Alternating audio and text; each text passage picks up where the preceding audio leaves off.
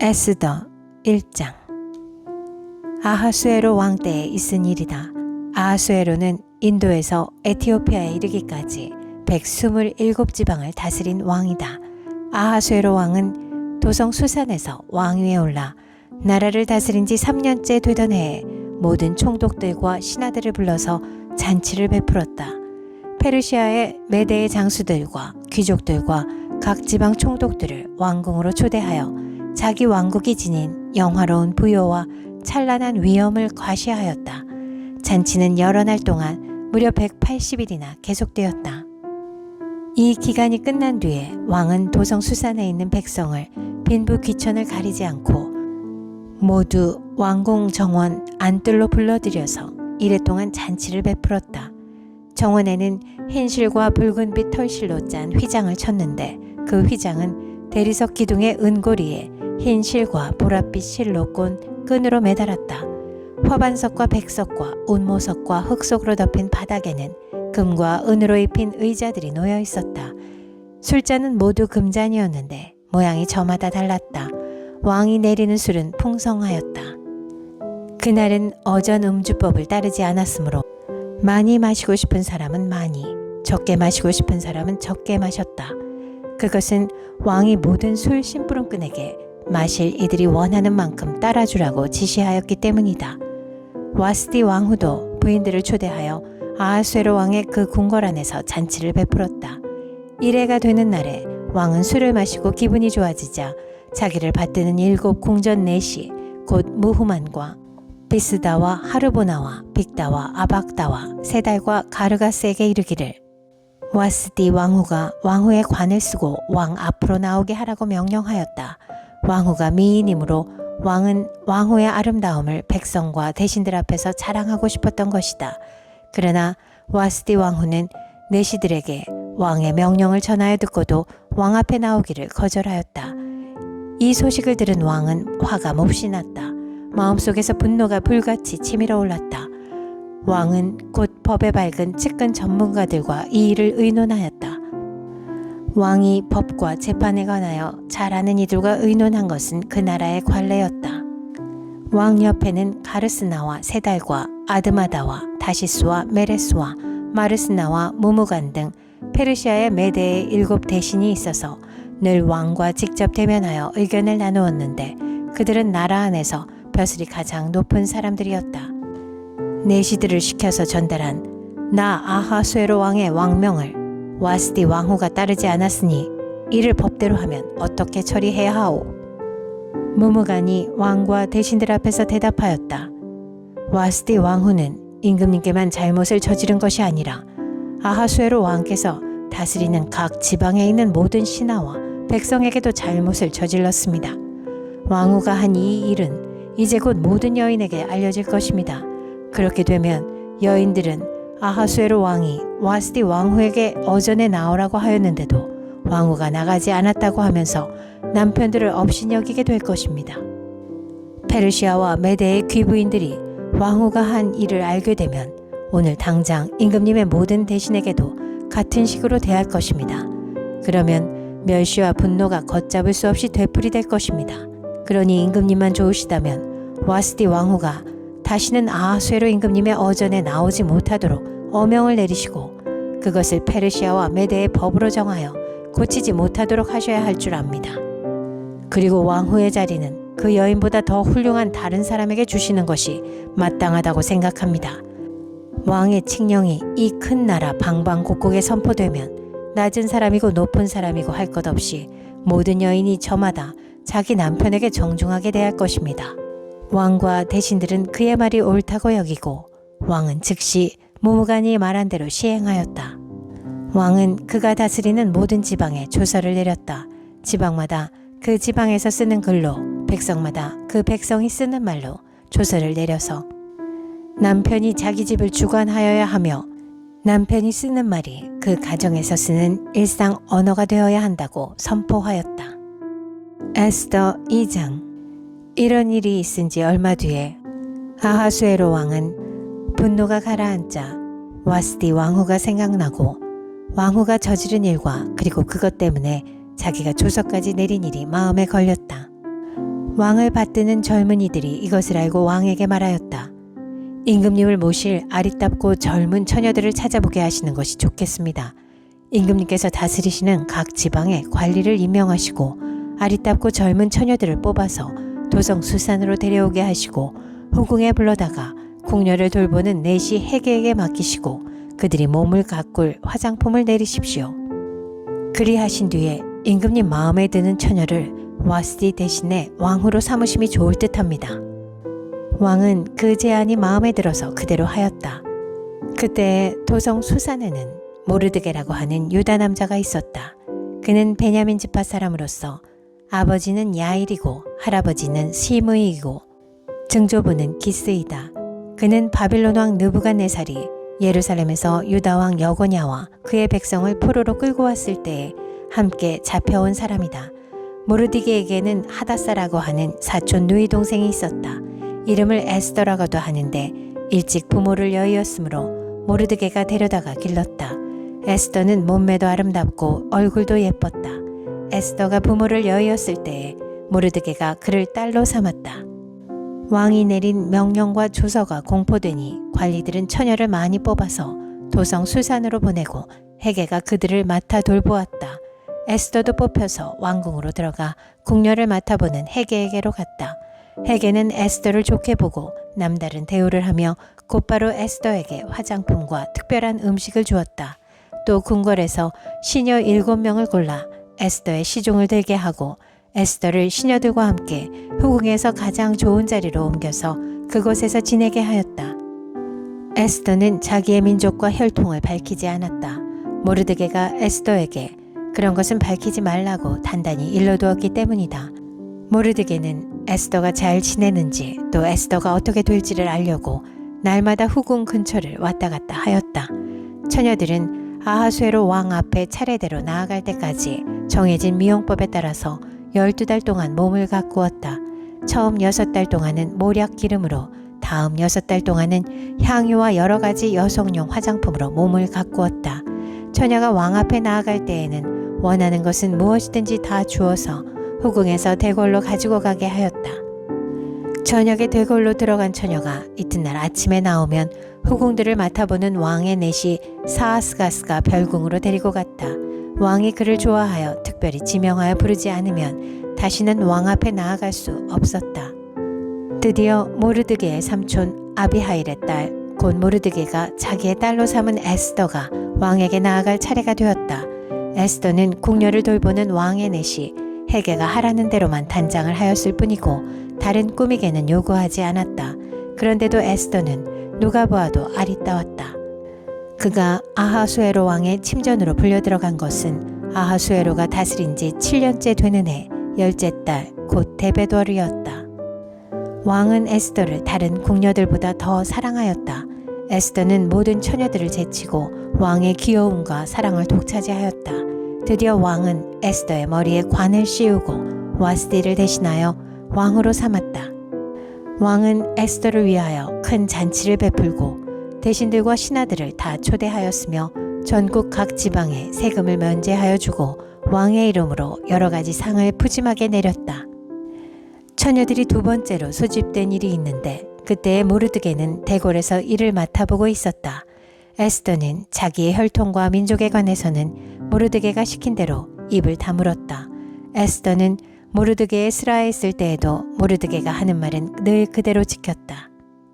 모르드게가 대궐 문에서 근무하고 있을 때에 문을 지키는 왕의 두 내시 빅단과 데레스가 원한을 품고 아하수에로 왕을 죽이려는 음모를 꾸몄다.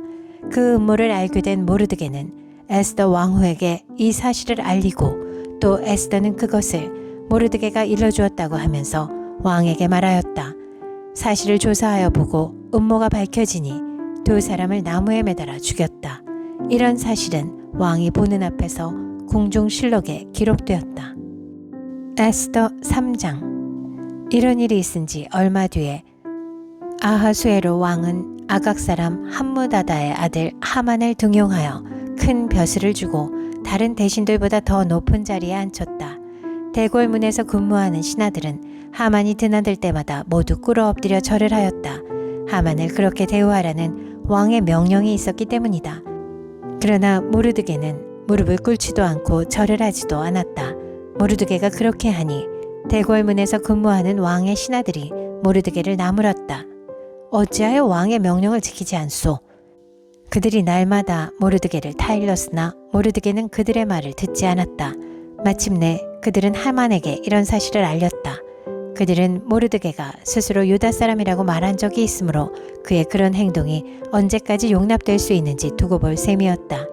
하만은 모르드게가 정말로 자기에게 무릎을 꿇지도 않고 자기에게 절도 하지 않는 것을 보고 화가 잔뜩 치밀어 올랐다.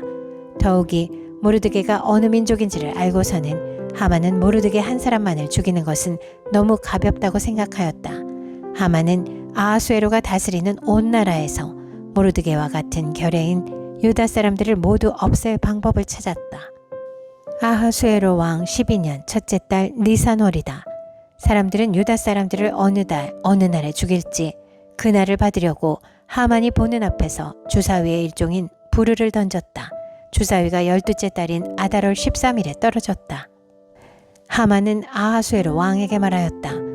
임금님께서 다스리시는 왕국의 여러 지방에 널리 흩어져 사는 민족이 하나 있는데 그들은 자기들끼리만 모여서 삽니다.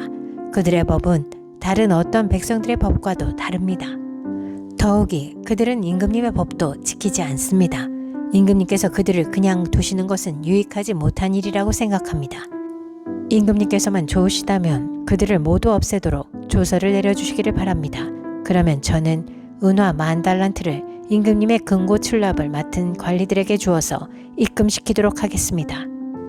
그러자 왕은 자기 손가락에 끼고 있는 인장 반지를 빼서 아각 사람 함므다다의 아들인 유다 사람의 원수 하만에게 맡겼다.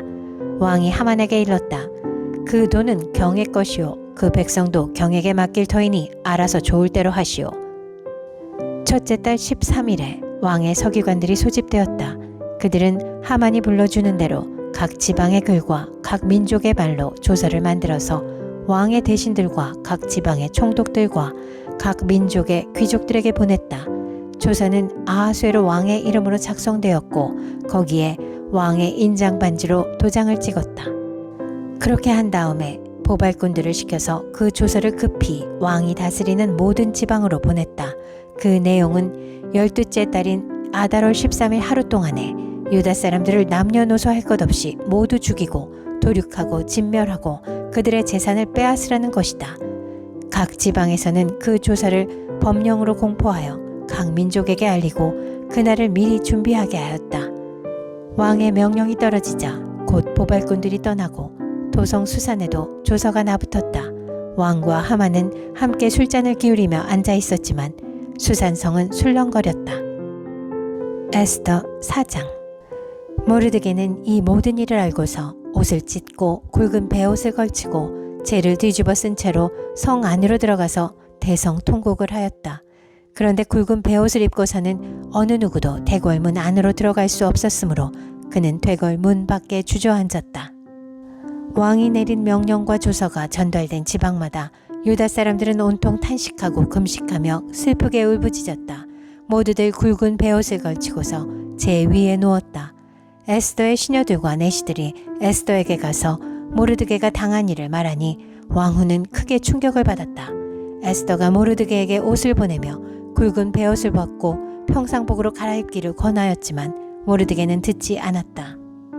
에스더는 왕이 자기를 보살피라고 보내준 궁전 내시 가운데서 하닥을 불러서 무엇 때문에 모르드게가 괴로워하는지 왜 그러는지 알아보려고 하였다.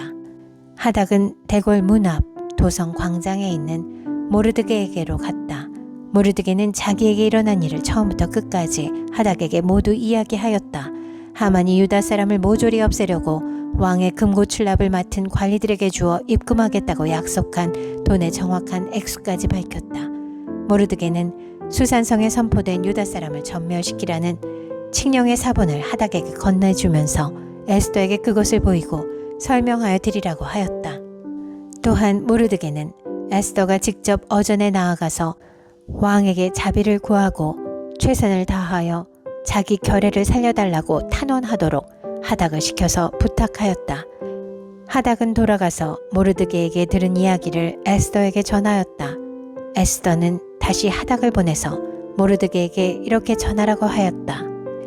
임금님이 부르시지 않는데 안뜰로 들어가서 왕에게 다가가는 자는 남자든지 여자든지 모두 사형으로 다스리도록 되어 있습니다. 이러한 법은 모든 신하들과 왕이 다스리는 모든 지방 백성들이 다 알고 있습니다. 다만 임금님이 금으로 만든 귤을 내밀어서 목숨을 살려주실 수는 있습니다. 그런데 임금님이 나를 부르지 않으신 지가 벌써 30일이나 되었습니다.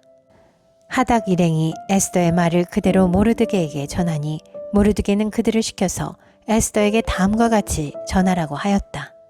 왕후께서는 궁궐에 계시다고 하여 모든 유다 사람이 겪는 재난을 피할 수 있다고 생각하십니까?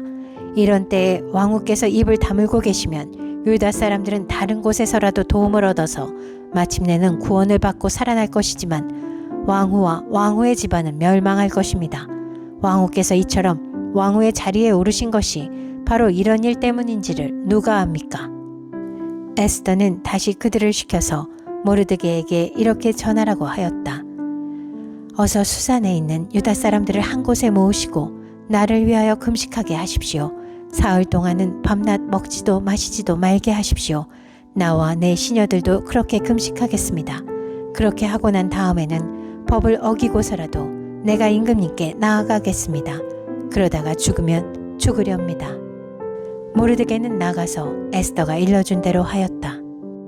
에스더 5장. 금식한 지 사흘째 되는 날에 에스더는 왕후의 예복을 입고 되걸 안뜰로 들어가서 대궐을 마주보고 섰다. 그때 왕은 어전 안의 왕좌에서 문 쪽을 바라보고 앉아 있었다. 왕이 에스더 왕후가 뜰에 서 있는 것을 사랑스러운 마음으로 바라보고 쥐고 있던 금규를 에스더에게 내밀자 에스더가 가까이 다가가서 그 규의 끝에 손을 대었다. 왕이 그에게 말을 건넸다. 웬일이오 에스더 왕후, 무슨 소청이라도 있소? 당신에게라면 나라의 절반이라도 떼어주겠소. 에스더가 말하였다. 임금님께서 허락하시면 내가 오늘 잔치를 차리고 임금님을 모시고 싶습니다. 하만과 함께 오시면 좋겠습니다. 왕은 곧 명령을 내렸다. 에스더의 말대로 하겠다. 곧 하만을 들라 하여라. 왕과 하만은 에스더가 베푼 잔치에 갔다. 함께 술을 마시다가 왕은 또다시 에스더에게 물었다. 당신의 간청이 무엇이오? 내가 들어주겠소. 당신의 소청이면 나라의 절반이라도 떼어주겠소. 에스더가 대답하였다. 내가 드릴 간구와 소청은 별것이 아닙니다. 내가 임금님께 은혜를 입게 되어 임금님께서 기꺼이 나의 간청을 들어주시고 나의 소청을 받아주시겠다면 나는 내일도 잔치를 차리고 두 분을 모시고 싶습니다. 임금님께서는 하만과 함께 오시기 바랍니다. 그때 임금님의 분부대로 나의 소원을 임금님께 아뢰겠습니다. 그날 하만은 마음이 흐뭇하여 아주 즐거운 기분으로 대궐을 나섰다. 대궐 문을 지나는데 거기에서 문을 지키고 있는 모르드게는 일어나지도 않고 인사도 하지 않았다. 그것을 보고서 하만은 그만 화가 잔뜩 치밀어 올랐지만 꾹 참고 집으로 돌아갔다. 하만은 친구들과 자기 아내 세레스를 불러놓고 자기는 재산도 많고 아들도 많으며 왕이 여러모로 자기를 영화롭게 하여 주고 자기를 다른 대신들이나 신하들보다 더 높은 벼슬자리에 앉혔다면서 그들 앞에서 자랑하였다. 하만은 덧붙여서 말하였다. 그것뿐인 줄 아는가? 에스더 왕후께서 차린 잔치에 임금님과 함께 초대받은 사람은 나 하나밖에 없다네. 왕후께서는 내일도 임금님과 함께 오라고 나를 초대하셨다네. 그러나 대궐문에서 근무하는 모르드게라는 유다 녀석만 보면 이런 모든 것이 나에게 하나도 만족스럽지 않네. 그의 아내 세레스와 친구들이 하나같이 하만에게 말하였다. 높이 50자짜리 장대를 세우고 내일 아침에 그 자를 거기에 달도록 임금님께 말씀을 드리십시오. 그런 다음에 임금님을 모시고 잔치에 가서 즐기십시오. 하만은 그것이 참 좋은 생각이라고 여기고 곧 장대를 세우도록 하였다.